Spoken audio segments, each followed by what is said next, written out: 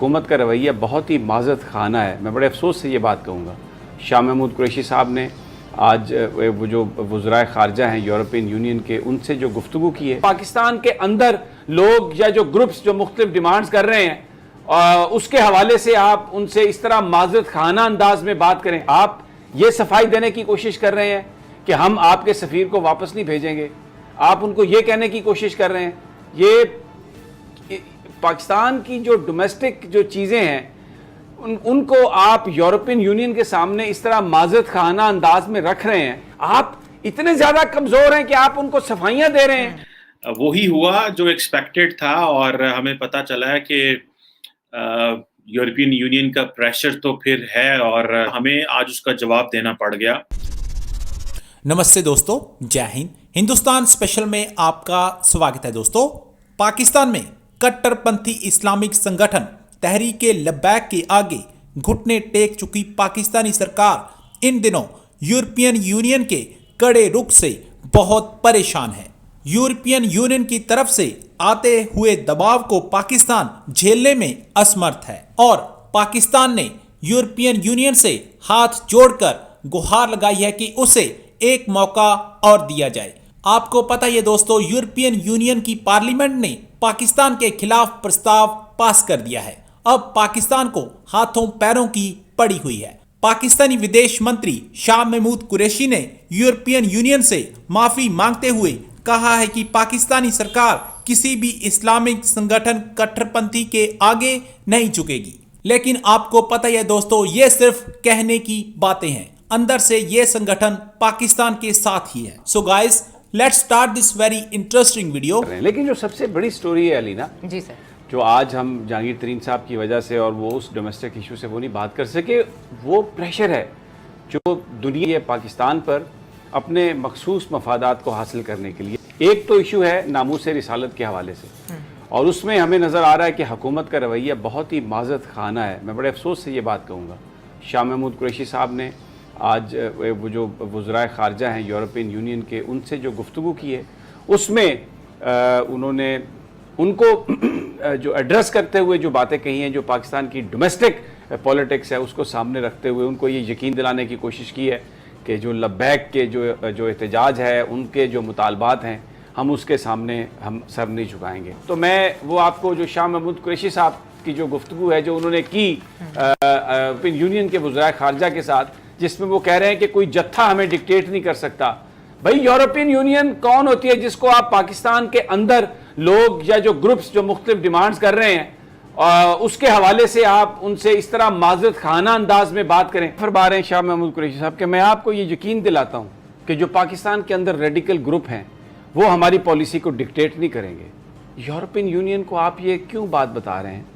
کس حوالے سے؟ آپ پاکستان کے اندر جو ڈومیسٹک جو پولیٹیکل پارٹیز ہیں، چاہے وہ ریلیجیس پارٹیز ہیں، اگر وہ کوئی پوائنٹ آف ویو اڈاپٹ کرتی ہیں تو آپ یہ کیا کہہ رہے ہیں ان کو کہ ڈتھے ہمیں ڈکٹیٹ نہیں کر سکتے؟ آپ یہ صفائی دینے کی کوشش کر رہے ہیں کہ ہم آپ کے سفیر کو واپس نہیں بھیجیں گے.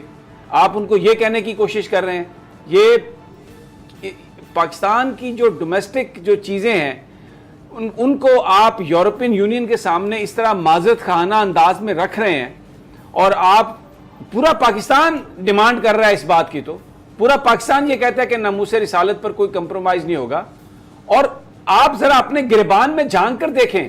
آپ نے ایک وعدہ کیا، آپ نے کہا کہ ہم قومی اسمبلی میں لے کے آئیں گے، لیجسلیشن کریں گے، اور پھر آپ ان پر چڑھ دوڑے، آپ نے ان کو گرفتار کیا، آپ نے ان پر ظلم و ستم کے پہاڑ آپ نے ان پر چلا دیے، اور پھر اب آپ یہ یورپین یونین کو کہہ رہے ہیں کہ وہ ہماری پالیسی کو ڈکٹیٹ نہیں کریں گے. کیا اس طرح کی باتیں کر کے آپ اس ملک میں خدا نہ خواستہ کس قسم کی فضا آپ کریٹ کرنا چاہتے ہیں؟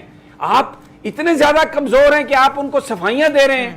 بہت ہی میں I could not even believe کہ ایسا وزیر خارجہ کہہ سکتا. شاہ محمود قریشی صاحب نے جو گفتگو کی ہے یورپین یونین وزرائے خارجہ سے خطاب کرتے ہوئے، اس کا اگر میں ترجمہ کروں تو وہ یہ تھا کہ آپ پریشان نہ ہوں.